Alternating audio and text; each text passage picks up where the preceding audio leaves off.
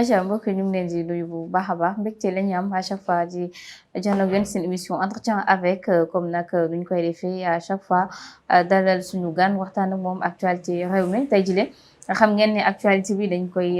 daanaka limité ci liberté de la presse wante it actualité politico-judiciaire bi nga xam ne dossiers yi daal dinañuy bëri tey ñu am mbégte dalal Soya Diagne nekk communicant di yëngu yi ci wàllum presse nar a waxtaan ak moom bu baax a baax ci sortie bi nga xam ne ni patronat presse bi naka nañ ko def nekk démb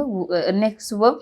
bu 9h daal di jote wante it yenn ci ay dossiers yi nga xam ne ni ñu ngi ca pôle judiciaire financier ak it li ñuy xaarandi ci yenn ci ay levée mbalaanu kiraayu ay député monsieur Diagne ñu ngi lay nuyu bu baax a baax mbégte la ñu am di la dalalaat wala nga ñuy dalalaat ci sa bureau ñu nar a waxtaanee actualité réew mi di la bàyyi nga nuyu ñu lay teewlu.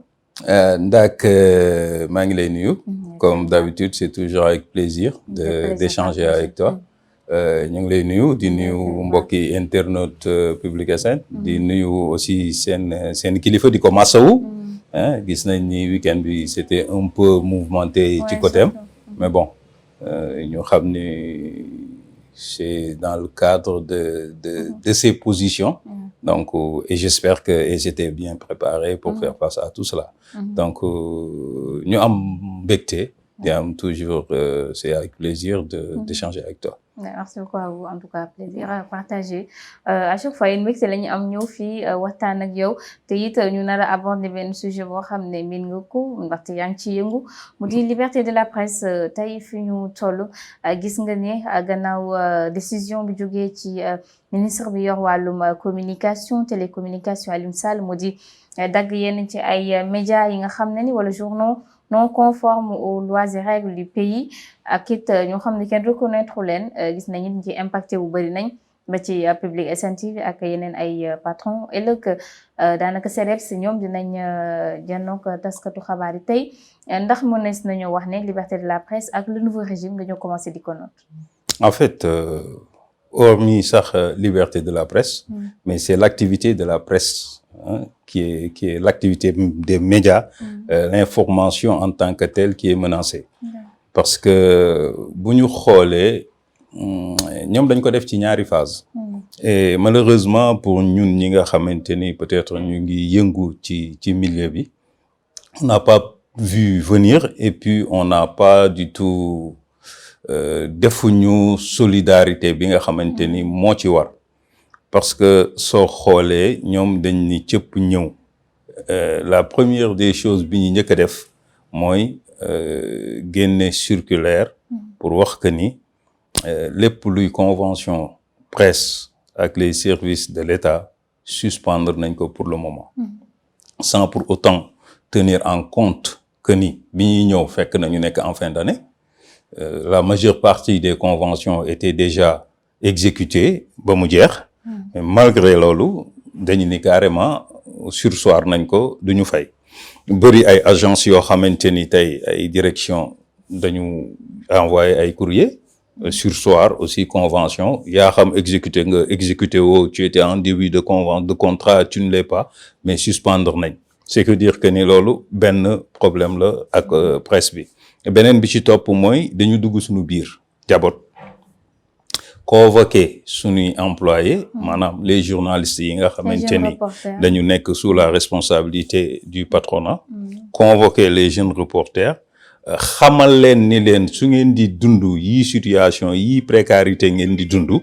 c'est à cause de seeni patron sans pour autant tenir compte ci li nga xamante ni mooy investissement bi patron bi def ba mën a mettre journaliste bi dans les conditions mu pour mën a exercer liggéeyam convenablement parce que investir ci presse c'est pas quelque chose de rentable la rentabilité bi nga ci am yow en tant que patron de presse mooy que passion la d'abord passion la et puis satisfaction du devoir accompli d'avoir participé ci li nga xamante ni moom mooy sa nekkinu sa doxalinu réew.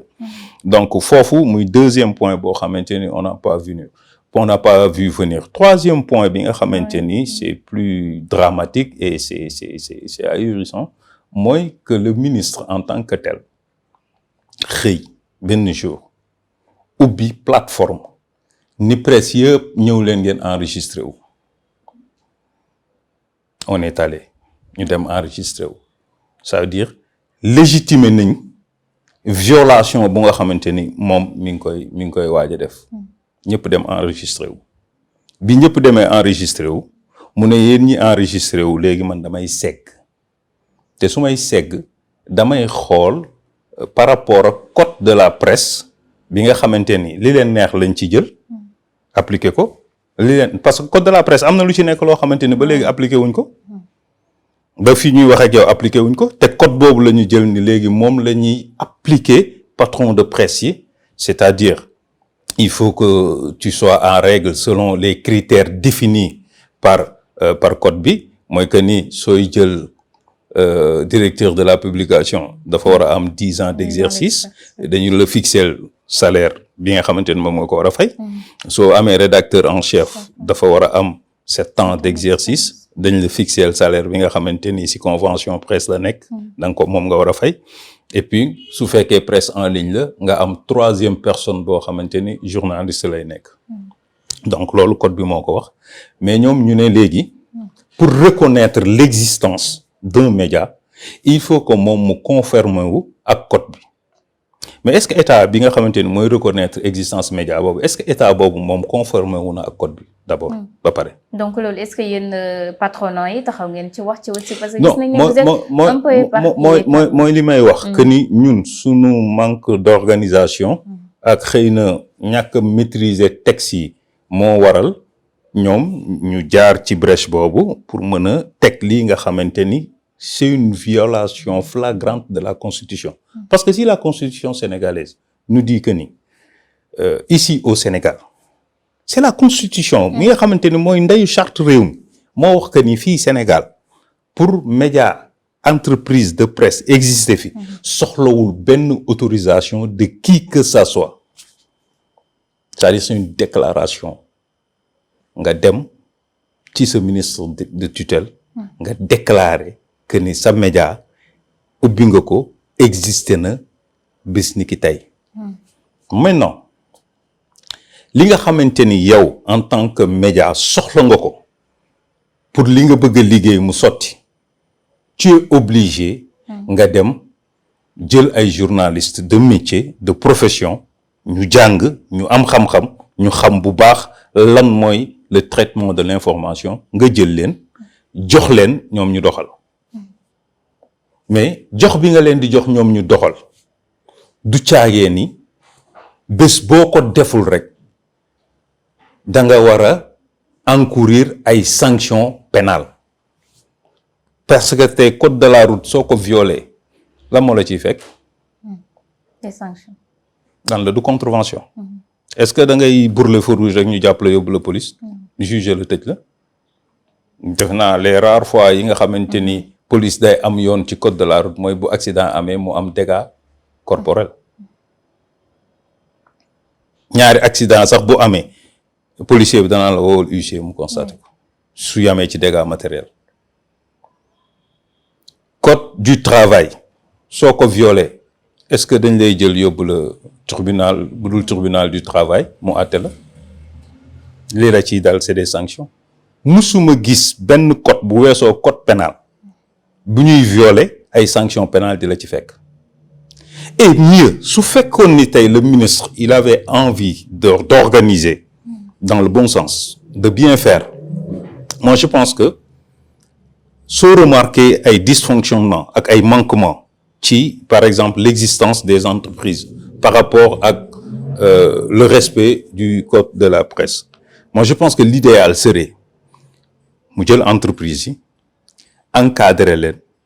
permettre leen ñu remplir toutes les conditions yi leen di mën a tax a exister au lieu d'ouvrir une plateforme de demander aux entreprises enregistrez-vous et vous avez 2 ou 3 mois pour def seen enregistrement. Passé cette date, personne ne peut plus enregistrer. Tey nii par exemple tey nii yow ndaak soo yow mi jàng journaliste yi génn am say diplôme dem di liggéey. Tey su la yàlla ubbiloon xewal tu ne peux qu'investir que ci li nga xam nga jóg nga ni da ngay dem da ngay óora léegi ubbi sa maison de presse. À la date d'aujourd'hui qu'est-ce qui va se passer? Complication parce que nee nañ plateforme bi tëj na. waaw léegi suñu tëjee plateforme qu'est-ce qui va se passer? yow tu ne dois pas amoo droit yow sañ-sañ nga jóg yow nga ni da ngay ubbi sa entreprise de presse à partir d'aujourd'hui pour commencer liggéey. Tu as besoin que le ministre te donne une autorisation? C'est pas ce que la Constitution a dit. Donc man damay ñaan ministre bi mu xam ni ay manquement su amee ci sa njaboot da nga leen di woo en tant que kilifa nga jéem a fexe kenn ku ci ne naka lay remplir les conditions pour exister parce que média lu mu ndaw dina am 4 ou 5 personnes yoo xamante ne ay sénégalais la yu ñu fay liggéey di fa fàggu seen teraanga lu mu ndaw tey nga tëj entreprise boobu tenir compte ci les sacrifices yi nga xamante ni moom la nit ki teg ba ubbi ko les matériels qui coûtent excessivement cher la location ligne téléphonique internet courant tout ça pendant des années nit di ko investir ci benn domaine nga xëy benn jour ni ko tey da ngay arrêter parce que tu ne remplis pas les conditions yi code de la presse teg alors que il était beaucoup plus judicieux de l'encadrer de le permettre de se conforter ci code bi et puis nga bàyyi ko mu liggéey. mais loolu est-ce que commencé wul ci yéen parce que depuis très longtemps yéen patronat de presse bi wala ñi nga xam ne ni ay journalistes lañ ñoo doon naan jot na milieu bi ñu assainir ko xoolaat ko bu baax a baax parce que dafa bëri ñoo xam ne ni dañu rax et booy xool rax boobu noonu am na ñoo xam ne ci la ñu jaar ba ubbi seen ay site web tey ñu reconnaître leen lii moom ministre bi di def ndax nekk loo xam ne it mën na gën ci yéen. mais xam nga dafa am loo xamante ni il faut que nit ñi ñu taxaw si tuuti. parce que moi je me dis que ni la personne bu jóg dajale ay financement ñëw di ubbi presse bëgg na bokk ci parmi les presses les plus crédibles de ce pays je pense bien yaakaaruma ne nit di nga jël sa alal di ko dugal ci loo xamante ni da lay wóor ni ay caaxaan lay doon et nit kooku su ko defee jël alalam ubbi entreprise am moi je pense que yaakaaruma ne dina dem di jël ay nit ñoo xamante ni ils sont pas des professionnels. boo xoolee pour wan la un peu seen doxalin li tax man dama ci xaw a tey. première fois bi ñu publier liste bi.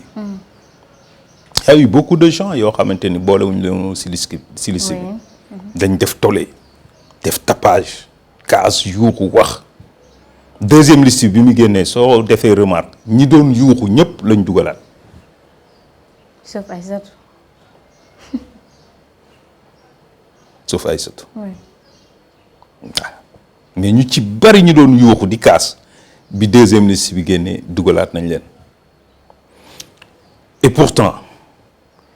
il ne s'agissait pas de dire que ni man dama war a bokk ci liste. c'est-à-dire c'est à l'époque qu'il fallait dire que l'autorisation n'existe pas en ce qui concerne la presse. C'est-à-dire constitution mayul kenn benn autorité fii Sénégal nga ni yow da ngay autoriser l'existence ou non d'un média amul. donc foofu la ñu waroon taxaw ci principe boobu la ñu waroon taxaw. mais kenn ku nekk yaa ngi doon jéem a fexe di daw di xool naka lañ lay dugalee pour nga enregistrer. mooy première erreur bi nga xamante ni def nañ ko mooy manque de solidarité. tey bu fekkoon ni c'est des questions de principe que ñu accepte ñu bañaloon la yow parce que télé bu mag nga yàgg nga fii exister nga bu yàgg. bañal aussi site internet boo xamante ni mi ngi soog a am 1 an d'existence suñu defaatee liste dugal la yow. bañal site internet boobu de la même manière nga doon condamner en ce qui te concerne c'est de cette même manière nga war a condamner site internet bi nga xamante ni génne nañ ko parce que génne bi c'est en violation de la constitution. d'accord donc demain inchallah lan nga mën a xaarandi ci seen face à la presse bi nga xam ne nii ñoom moom la ñu war a def mu di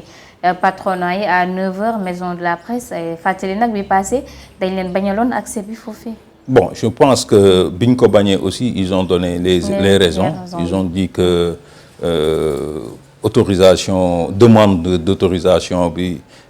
jotuñu ko jot à temps. pour mën ko kii et je pense pas que entre ñoom que problème war na mën a am. dinañ leen ko nagul et puis dinañ def conférence de presse bi mais li may xaar ci ñoom mooy que ni ñu concerté wu. ñu wut des pôles d'avocats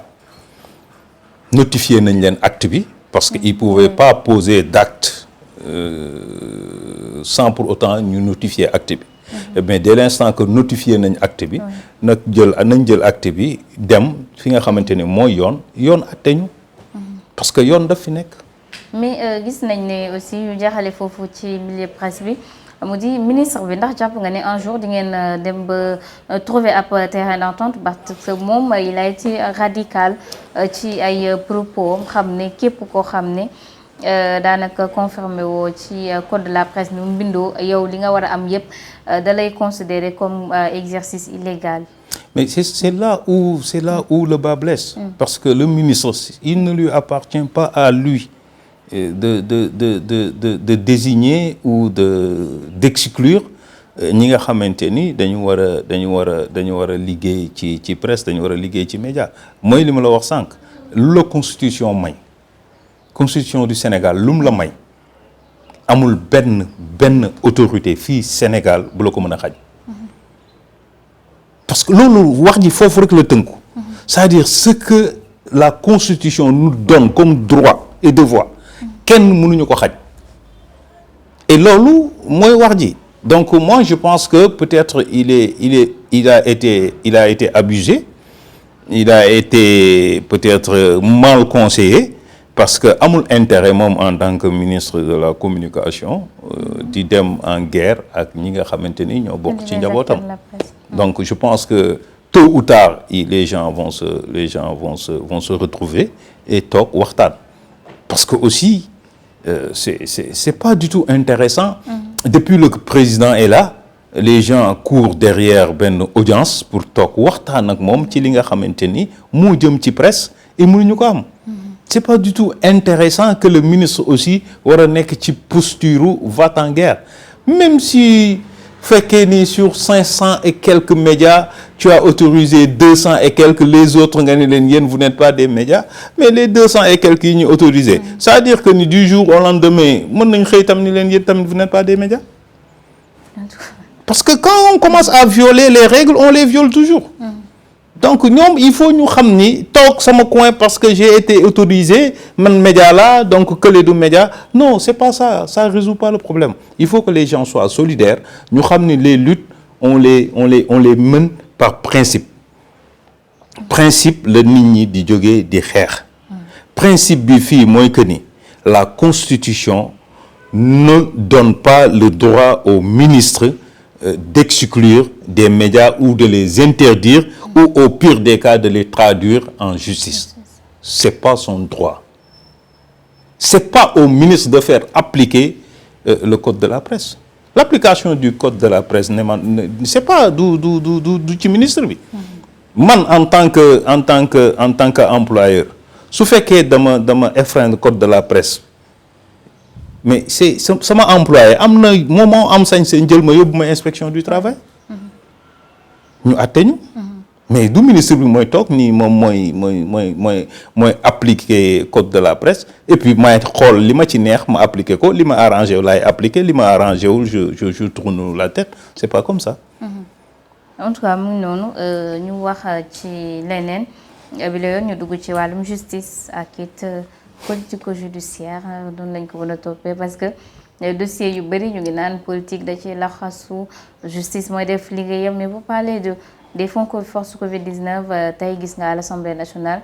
ñu ngi commission ad hoc bi daan nay taxaw pour mbirum Moustapha Diop ak Ndeye Saly Diop Dieng pour ñu dindi seen bàllanu kiraay gannaaw ñu ne dañoo laale ci fonds force Covid 19 yooyu levé immunité parlementaire yi daal nay bëri ci régime bi mais fonds force Covid yi buñ ci taxawee tey Sénégal rek nekk dëkk boo xam ne ni moom moo taxaw pour leeral ku loolee ndax nekkul ab retour en arrière ci li nga xam ne ni passé nañ ko alors que am na yeneen ci ay priorités yoo xam ne ni mu ngi ci kanam. Bon. Je dirais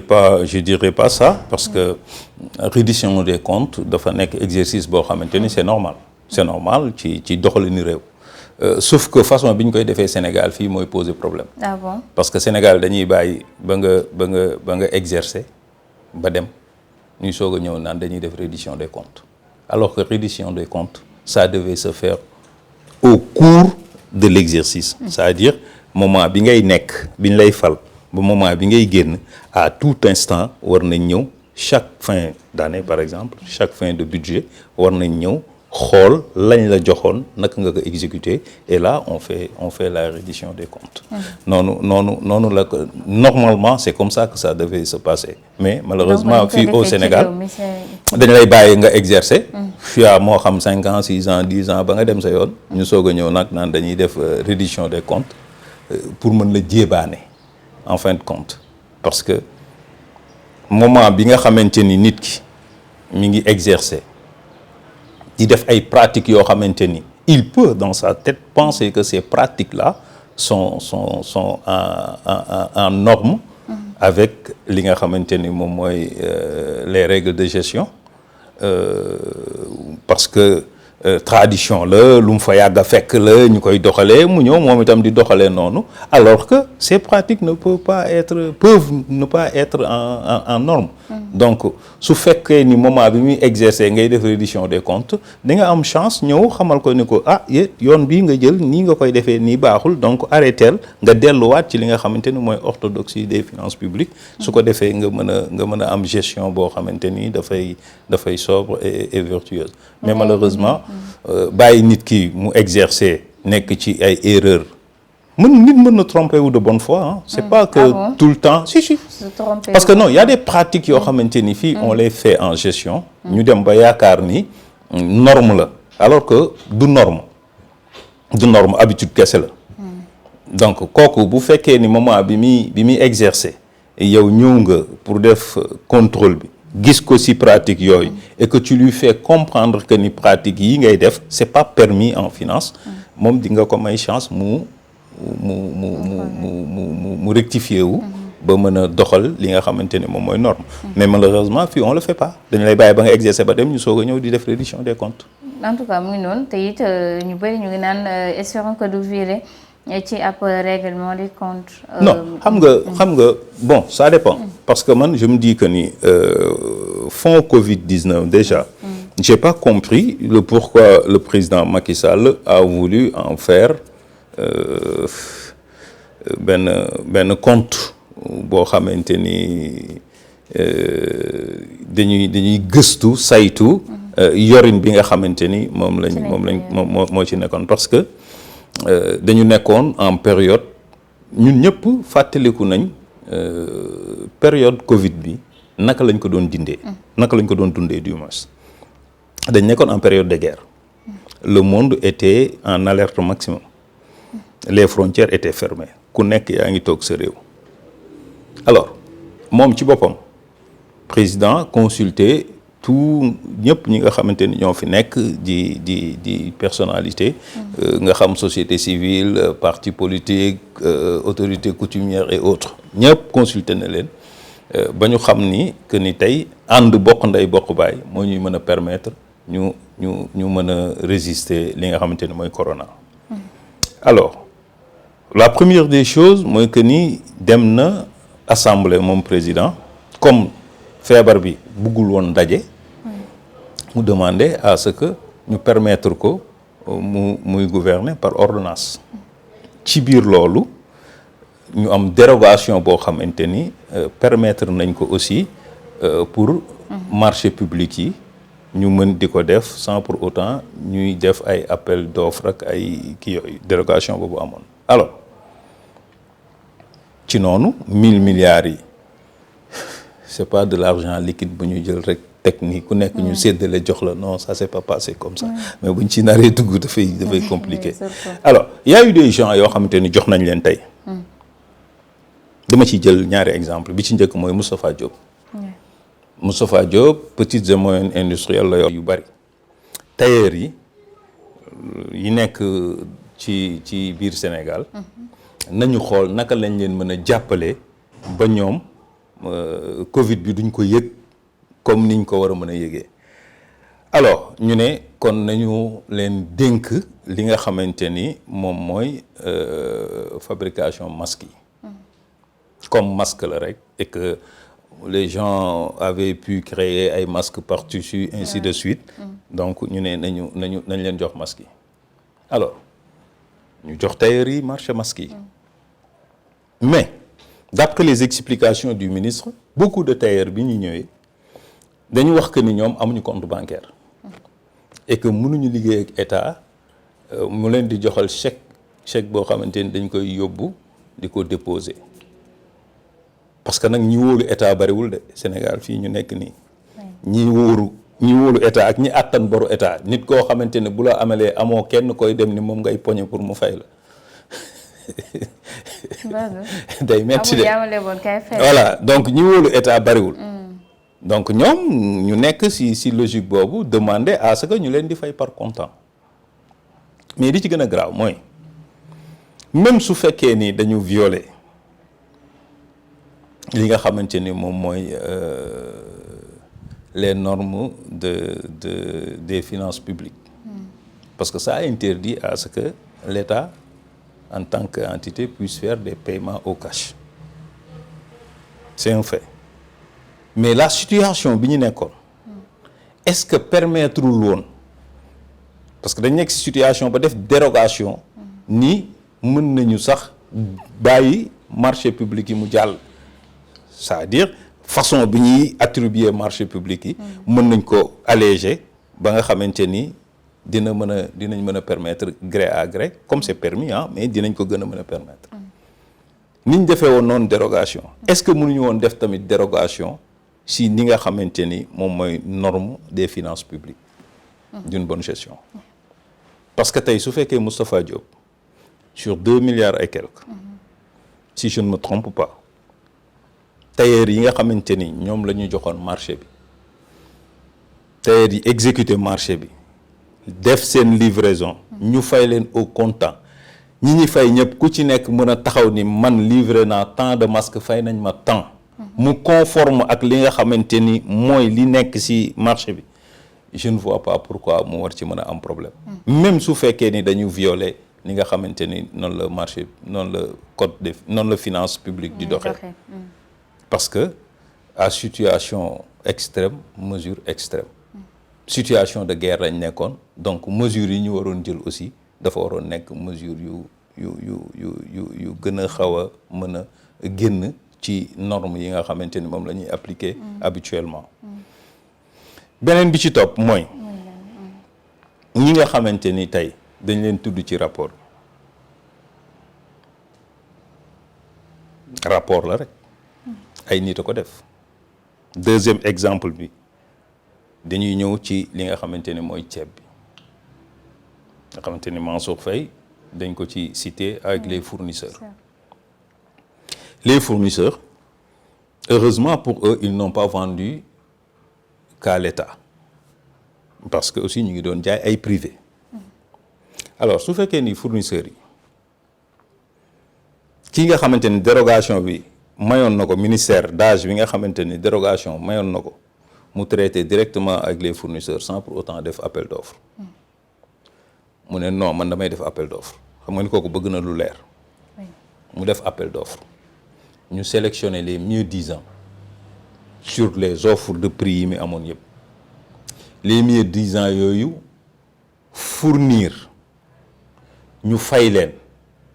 yow mi nga xamante ni yaay ñëw di vérificateur ngay vérifier si tout s'est bien passé nga gis que ni ceeb bi ñu ngi ko jëndee 275 lii waroon njëkk a nekk sa réflexe mooy nga ni est-ce que 275 lay jar présentement ci marché bi defuloo ko nga dem jëli arrêté boo xamante ni c'était en 2013 nga bëgg ko appliquer en 2020 ça pose problème parce que arrêté bi fixé woon prix ceeb bi fixé prix sucre fixé prix dëwlin mënoo ko indi ci contexte 2020 alors qu'il y a 7 ans de différence aujourd'hui on est en 2025 2020 kilogramme ceeb mi ngi doon jar 275 tey en 2025 ñaata kilogramme ceeb bi jar 300 c'est entre 500 et 600 ok ça c'est quasiment doublé alors pourquoi ñu trouver normal que 5 ans après que le prix se soit doublé alors que 7 ans après ñu bëgg que le prix reste le même c'est pas possible ce qui veut dire que ni foofu il y a aussi problème le DAGE qui explique que ni quand le vérificateur est venu il avait demandé les prix de 3 denrées le riz le sucre et l'huile et loolu 3 prix yooyu mu demandé woon arrêté 2013 bi muy appliqué ceeb bi arrêté 2013 ñetti prix yooyu yëpp la waxoon dafa wax ci ceeb wax ci dëwlin wax ci suukar waaye léegi si tu trouves que ni y a surfacturation ci ceeb bi pourquoi waxoo que ni y a surfacturation ci dëwlin bi ak suukar bi donc loolu vérificateur bi defu ko ñu jàpp ni ceeb la am surfacturation mais surfacturation balaa mën a nekk fournisseur moo koy def parce que mooy facturer nga woo fournisseurs yi laaj leen fournisseurs yi ñëpp ni la ñun 275 la ñu jaayee waaye l'idée de surfacturation fan nga koy jëlee ci arrêté 2013 nga bëgg ko jëlee pour ñëw indi appliquer ko alors qu'on était en situation de guerre c'est-à-dire frontières yi tëj nañ leen ceeb dootul génn ceeb dootul dugg Sénégal les pays limitrophes ku ci nekk yaa ngi taxawoon di xaar rek fournisseurs u Sénégal yi bañ a jaay Sénégal pour que ñoom ñu passer commande parce que ñoom soxla woon nañ ceeb boo xamante ni dañ ko war a jox seen population wala yaa supposé que il y avait eu surfacturation de 2 milliards 500 l'État est en train de réclamer ces 2 milliards 500 parce que loolu la ñu cautionnement solidaire le fournisseur yi def ba egg ci montant boobu 2 milliards 500 waaye léegi ceeb bi nag nuñ koy def ceeb bi nga xamante ni distribuer nañ ko askan bi ba ñu lekk ko ba pare léegi nu ñuy def ceeb bi yow état nga nit ñi dañ la surfacturé 2 milliards 500 lañ la jaayee léegi 2 milliards 500 ok jënd nañ ceeb bi léegi lekk nañ ceeb bi léegi yow kon léegi doo wax askan bi ñu indiwaat ceeb bi xanaa ñu bokk ko rek alors en tout cas muy noonu mais parce que en réalité li ñu naan ku bëgg a rey sa xaj da nga koy jiiñ voilà da nga koy jiiñ rage boo ko reyee benn vétérinaire du ñëw taxaw naan la lu tax nga rey xaj bi c'est bien vrai c'est bien de faire la reddition des comptes mais c'est abominable de faire cette chasse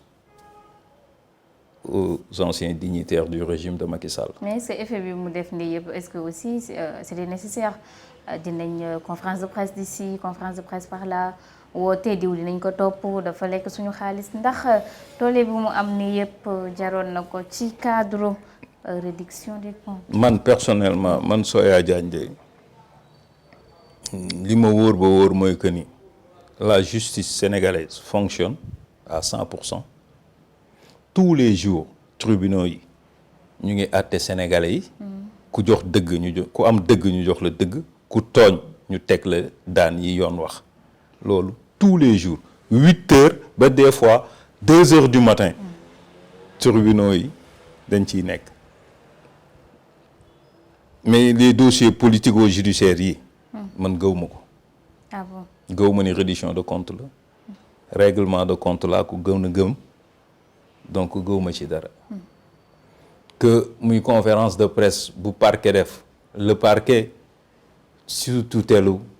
ministère de la justice la nekk ministère de la justice sous tutelle premier ministre la nekk premier ministre taxaw na ni carrément ministère de la justice bi autorité politique la bu leen kenn gëmloo que ni ministère de la justice lu ko neex lay def man premier ministre su ma ko santee li ma ko sant da koy def su ma ko nee jàppal Déthié mii dina woo procureur général convoqué Déthié ñu jàpp ko ce sont ses dires moo ko wax donc man foofu rek laa nekk man gëm naa ni képp kuñ fi woo ak ci nu mu mënti demee ba keroog tribunal di àtte di wax ni yaa tooñ du ma ko gëm dama gëm ni seen parquet la ñu yor di doxal li ñu bëgg a doxal ñu ngi nekk ci li ñuy nekk seen programme. mais gouvernement bi aussi liñ ci nemmeeku mu di lever immunité parlementaire yi yaa bari na bu Barthélémy Dias bu daanaka Farba Ngom Moustapha Diop tey Ndeye Saly Diop Dieng loolu yëpp ñu ne ñëpp fare ci opposition bi noonu laa mën a waxee Assemblée nationale ndax jàpp nga ne nguur gi moo nar a compter plus de levée d'immunité parlementaire que bu Macky Sall. battre nañ record bi. nguur gi kañ battre na record u levée immunité parlementaire. pour le moment. non c'est fini battre nañ record bi. et des na sax parce que man leer na ma leer ni ñu ngi jëm ci période boo xamante ni chaque mois ñu lever 5. 5 immunités. chaque mois jàppal ni chaque mois dinañ lever 5 immunités. loolu bariwul. mais au finish. ok nañ def ñoom nañ gëm ni seen reddition de compte lañ nekk. nañ convoqué képp ku mës a nekk ministre Macky Sall. ba Macky Sall ci boppam sax ñu ngi koy fexeel pour convoquer ko. nañ convoqué ñëpp. na ñëpp ñëw. nañ accuser ñëpp de vol. nañ jàpp ñëpp nañ tëj ñëpp mais au finish et après. ñu xool ndax après dëkk bi dina développer ba xool. Et après est-ce que c'est ça qui va leur permettre de régler le problème des Sénégalais? Est-ce que c'est ça qui va leur permettre de régler le problème de chômage des jeunes? Est-ce que c'est ça qui va leur permettre de régler le problème de l'éducation nationale? Est-ce que c'est ça qui va leur permettre de payer les bourses des étudiants? Est-ce que c'est ça qui va leur permettre de régler le problème des hôpitaux? Ça qui va régler le problème de cette désorganisation que nous assistons tous les jours ci Tali Sénégal bi? Est-ce que c'est ça qui va régler le problème du monde rural? Est-ce que c'est ça qui va faire développer le Sénégal? jàppal ñëpp nga tëj leen mais yow qu'est-ce que tu vas offrir aux Sénégalais? lan nga leen di jox? da ngay taxaw bu 2029 jotee nga ni leen dama taluma woon liggéey parce que ay sàcc laa doon daal. mais gis nañ seen partisans yi ne ñoom ñu bëri ci ñoom faluñu leen pour ñu liggéey mais pour ñu lekkoon seen xaalis ñu goxi ko. oui ñoom seen partisan ak seen niveau mais alhamdulillah jërëjëf yàlla suñu borom ba ils sont pas majoritaires dans ce pays. Ces gens qui pensent de cette façon-là ils sont pas majoritaires dans ce pays bu doon ñoom rek ñoom duñu mës a nekk duñu mës a falu nañ continuer di topp seen partisans yi. nañ jàpp ñëpp buñ bàyyi kenn. mais est-ce que nekkul ne aussi yéen a yàkkamti wala sax société yenn ci population sénégalaise yi ñoom ñoo yàkkamti. non du affaire u yàkkamti. gis nga réew mënoo ko tabax ci féewaloo réew mënoo ko tabax ci xulo bizarrement dafa yam ci làmmiñam kese. mais à chaque fois que le président a l'opportunité de se présenter aux Sénégalais,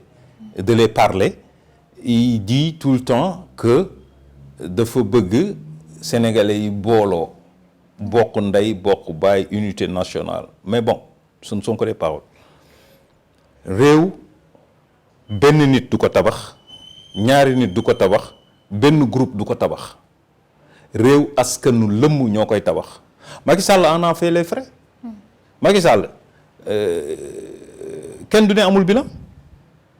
kenn du Sénégal amul kenn ku ñeme taxaw di si Macky Sall amul bilan. parce que bilan Macky Sall chaque jour yaa ngi koy dund. mais côté immatériel. non du sax immatériel du côté immatériel. Il avait en face de lui des gens qui étaient décidés à lui faire à lui faire vivre benn révolution imaginaire benn insurrection boo xamante ni bu nit ñi xëyee war a dem liggéeyi. ñu nekk ci mbedd yi di taal ay pono di sànnante xeer ak force de l'ordre yi yow mi waroon dem liggéey da ngay tiit ragal toog sa kër. à la longue da ngay dem ba da nga naan mais Macky Sall mii ak waa këram nañu dem nit ñi mën a nekk ci jàmm. et c'est ce qu'on a vécu su fekkoon ni tey Macky Sall fexe woon na ba instaurer benn climat de paix et de stabilité mu am en face opposition boo xamante ni aussi permettre nañ ko loolu xeex amul dara amul mais les Sénégalais allaient parler de quoi? Des réalisations du président de la République. Les Sénégalais allaient parler du bilan de Macky Sall. bu Macky Sall di génn di dem Sénégalais yi dañ koy tàccu noonu Macky Sall subiree loolu. S'ils ne font pas attention ñoom noonu lañ koy subiree tamit. parce que réew doomu réew mi ñoo koy tabax doomu réew mi ñu ngi koy tabax ci ay xol yu ànd doomu réew mi ñu ngi koy tabax ci ñu bokk ndey bokk baay doomu réew ñu ngi ànd tabax seen réew ci kaw ñu ñëpp ñu ànd xool benn direction am benn gëm-gëm am benn gis-gis mais nii division bi am ci Sénégal ku yaakaar ni ça va te porter profit yaa ngi nax sa bopp. En tout cas,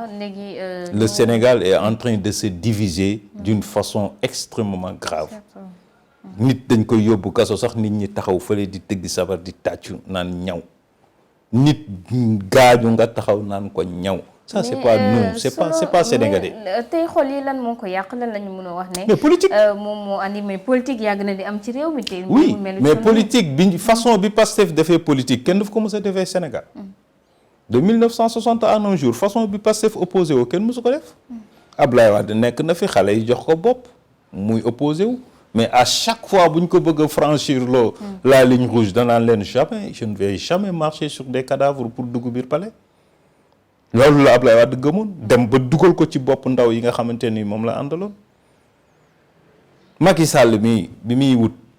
bi conseil constitutionnel décidé ni Ablaye Wade a le droit de faire son 3e mandat.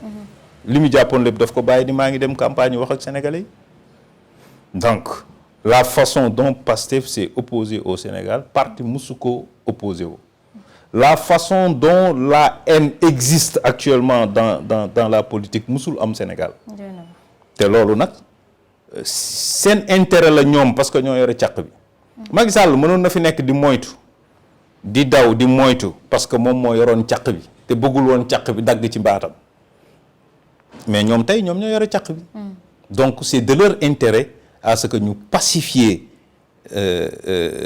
seen politique bi. c'est de leur intérêt à ce que ñu dalal dëkk bi c'est de leur intérêt à ce que ñu boole Sénégalais yëpp ñu bokk ndey bokk baay pour mën a liggéey Sénégal. léegi ñu wax ci leneen mu di conférence de presse bu waa coalition Diomaye président def nekk démb Aïda Mbodj yëkkati na fa ay kàddu xam le ne yenn ci ay kàddu yu tegginewul ñoom duñ ko xoolati wala di ko bàyyi muy tegu ci kaw le président Bassirou Diomaye Faye récapitulé nañ tamit les 1 an. am na it ku ci àddu mu di patron DG Port di Waly Diouf Bodian mu ne dëkk mënul daanaka fonctionner avec autant de criminels et criminels économiques entre guillemets. ñoom non bul entre guillemets kañ moom ay waxam la rek. moom il n'a pas mis les guillemets moom il a. avec autant de criminels économiques ne loolu ñoom faw ñu daanaka éliminer ces criminels économiques yooyu mën a taxaw ci li nga xam ne nii. indiwaat CREI quoi liggéey bi. nee na ñu indiwaat CREI quoi parce que CREI moo mën a régler le problème. effectivement bon je vais commencer par la première question. c'est-à-dire Aïda Mbodj. bu taxaw wax que ni saaga yeeg xaste yeeg yëpp dootuñu ko nangu. dafa baax rek moom sama bàjjan Aïda parce que moom y a même pas une semaine defe naa moom subir na. benn lynchage boo xamante ni ci réseau yi boo xamante ni defe naa durant toute sa carrière politique musul dund lu mel noonu moom am na tàkkusaanam fii ak booyu Ousmane Sonko yi moom am na seen tàkkusaan ak ñoom booyu Pastef yi te yaakaar naa ne loolu ci carrière politique am musu ko dund ce qui veut dire quoi saaga yi xaste yi wax lu bon ci arène politique buñ ko xool feneen nañ ko xool ci seen camp. Les gens là, ils vont s'opposer. Ils vont s'opposer ba dugg boîte vocale.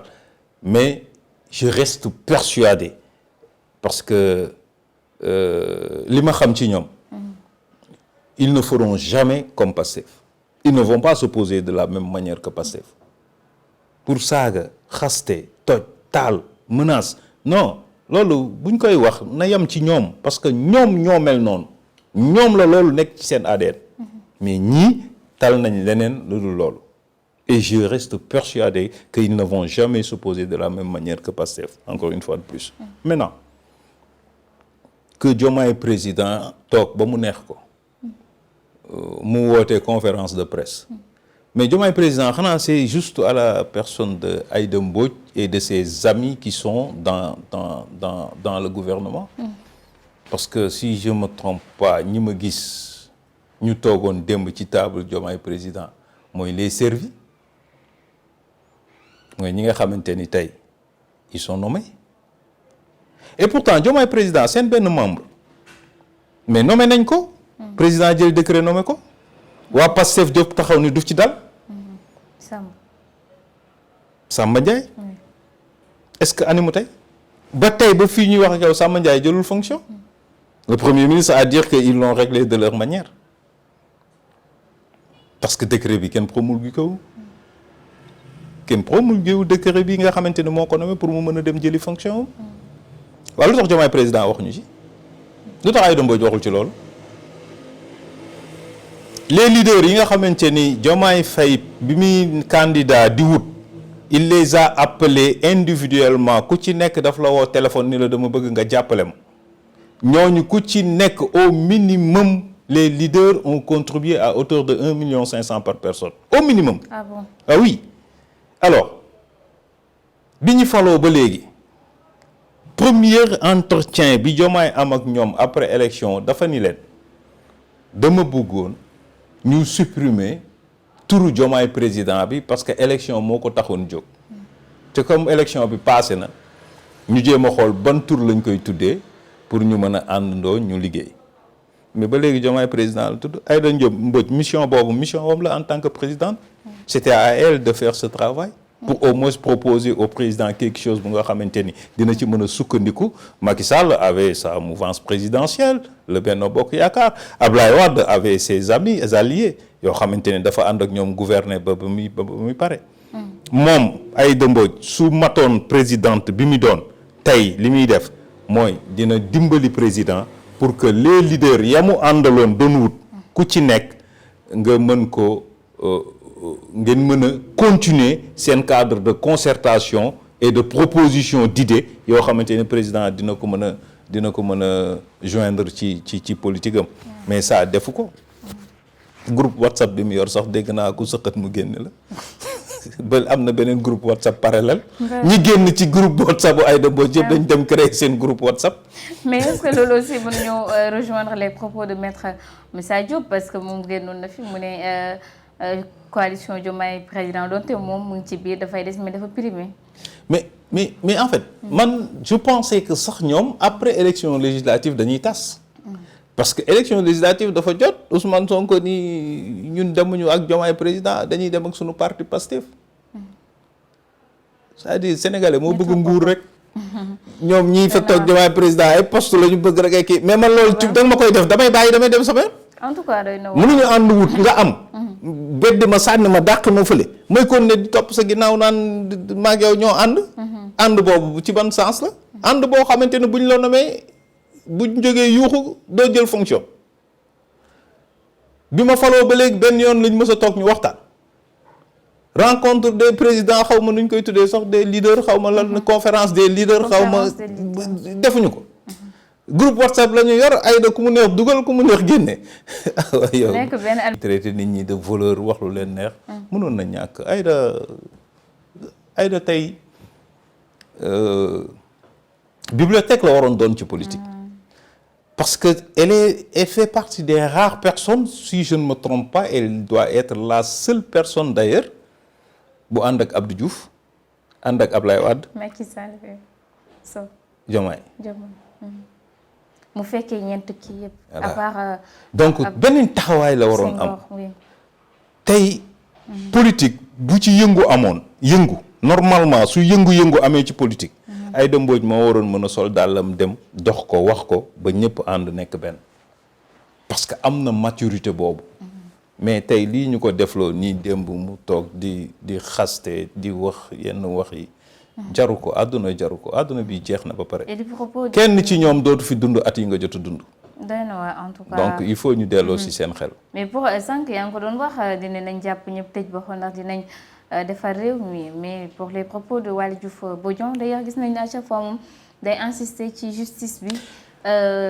teg loxo ñi nga xam ne ñoo di les anciens dignes. Bah en fait kooku dafa am un problème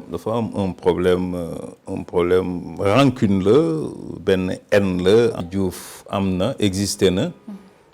jour bi Ousmane Sonko doon dem ci procès bi nekk ci otoom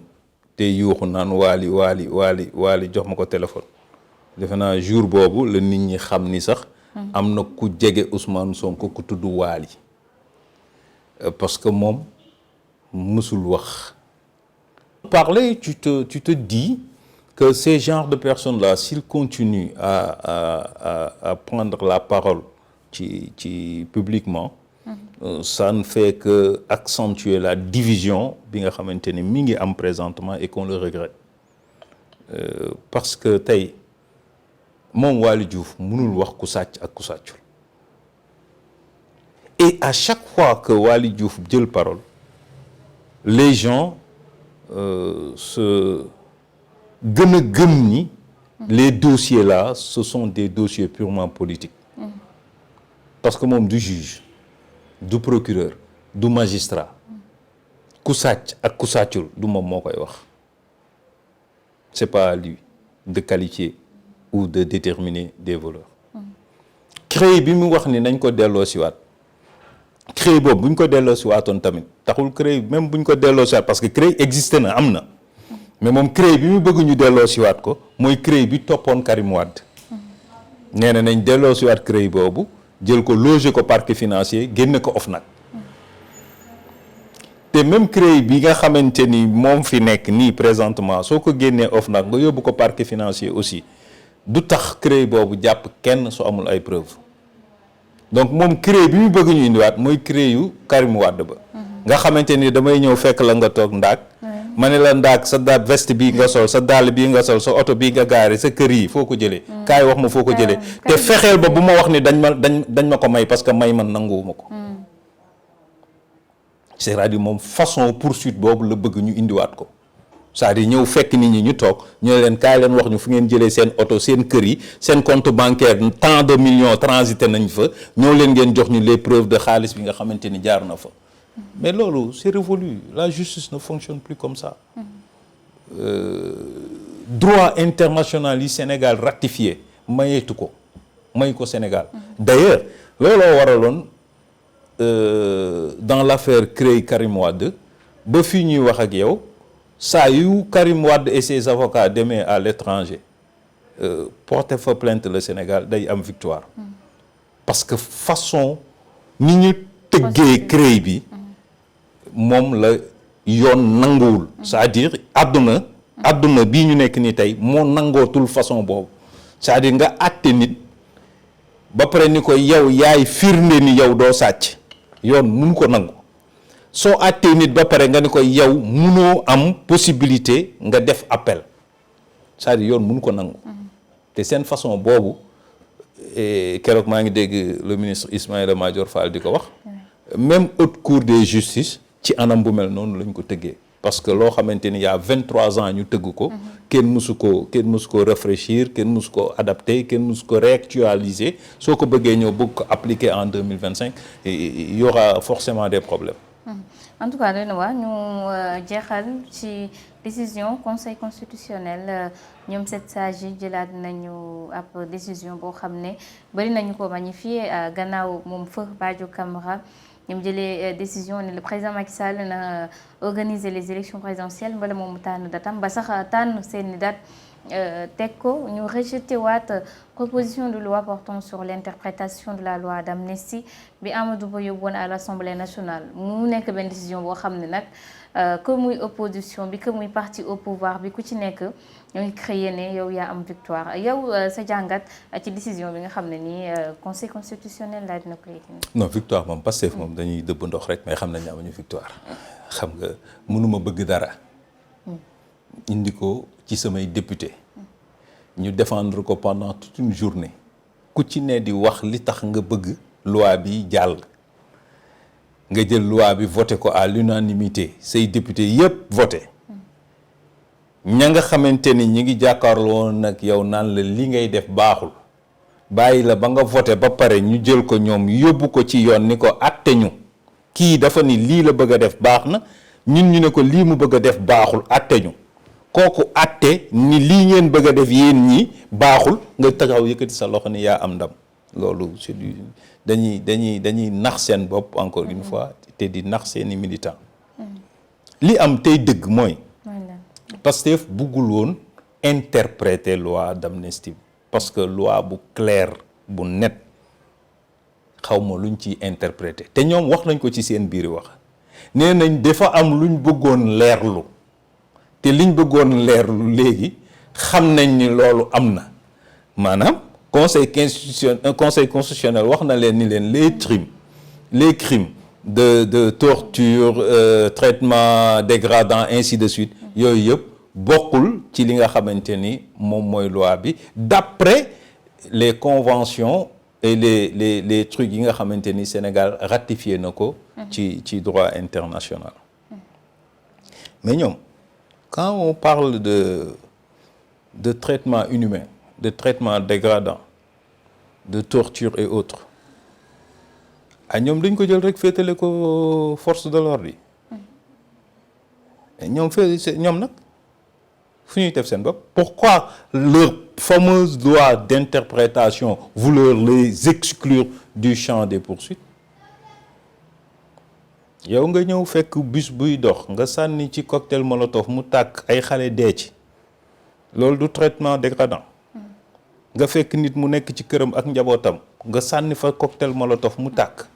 loolu ci ban traitement la nga ñëw fekk université nga taal ko taal amphi yi taal oto ya nga xamante ni ñoo fa nekkoon loolu ci ban traitement la nga ñëw fekk ay Auchan nga dajji ko taal ko dugg si saccagé ko nga fekk ay Total nga taal ko saccagé ko tali bi nit ñi di jaar nga baare tali yi ni kenn du fi jaar song police song gendarmerie song même des cliniques parce que Pikine am na clinique privée boo xamante ni dañ ko dajji ba les prises yi nga xamante ni dafa nekk ci mur yi dañ ko dajji yóbbu ko benn gynécologie bi bu nekkoon Pikine ainsi de suite et ça dans tout le Sénégal et tu penses que yow bu ñuy wax des poursuites à l'encontre de torture traitement dégradant et autres yow da ngay génn ci champ boobu ah non ñu ngi nax seen bopp non ñu ngi nax seen bopp et moi je reste persuadé et c'est ce que je demande les associations des victimes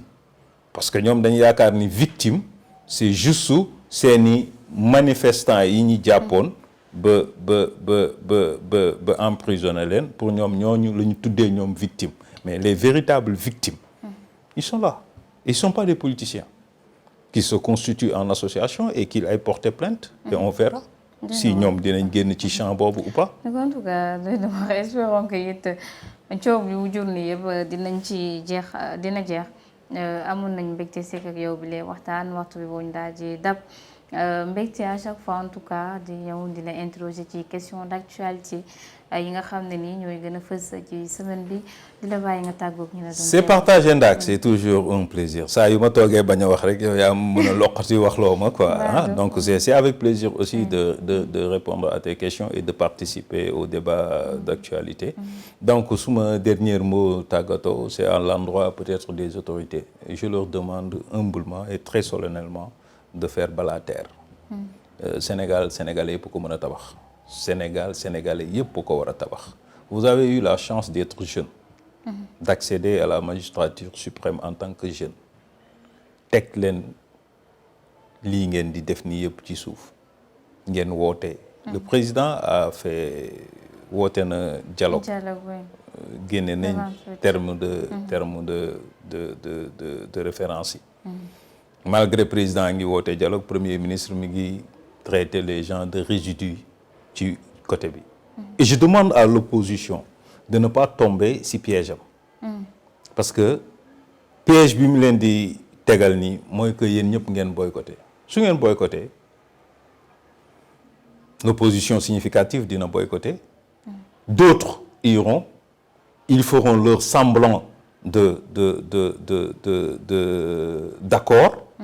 d'avoir trouvé des accords. Et en ce moment, liñ leen di appliquer moo nar a gën a metti.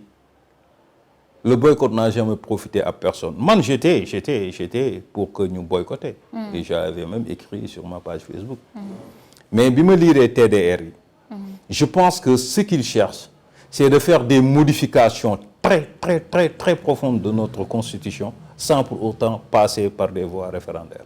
Et loolu, je crois que opposition bi war nañ ko jël en compte.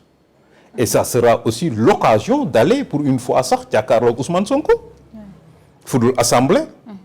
foo xamante ni du terrain conquis. ngeen toog en gentleman en adulte ku nekk wax sa morom li nga jàppal sa morom pour que bu ñu fa génnee Sénégalais yëpp mën a bokk ndey ak baay ñu liggéey. Parce que il faut tôt ou tard il faut mettre fin à cette division qui ne profite à personne. Donc damay ñaan opposition bi ñu dem ci dialogue bi. su ñu demee ñu toog jàkkaarloog Ousmane Sonko les yeux dans les yeux xamal ko ni ko Sénégal bii du moomeelam. Sénégalais yëpp ko bokk te Sénégalais yëpp war a jàpp ci Sénégal pour que Sénégal mën a développer. su ko defee ñu toog ñu waxtaan ci li nga xamante ni moo jëm ci parti politique yi. waxtaan ci li nga xamante ni moo jëm ci façon bi ñuy organiser élection. waxtaan ci façon bi nga xamante ni moom la ñuy defee élection. waxtaan ci parrainage. waxtaan ci lu bari li nga xamante ni dafay jëmale kanam la démocratie sénégalaise. Mais boycott bi moom du solution. Donc ma leen di sant di leen gërëm. di leen jox daje ba beneen yoon xam naa ni beneen yoon ndaaga ma nar a génnewaat rek jërë ngeen jëf merci. Merci beaucoup Abou ñu ñoo lay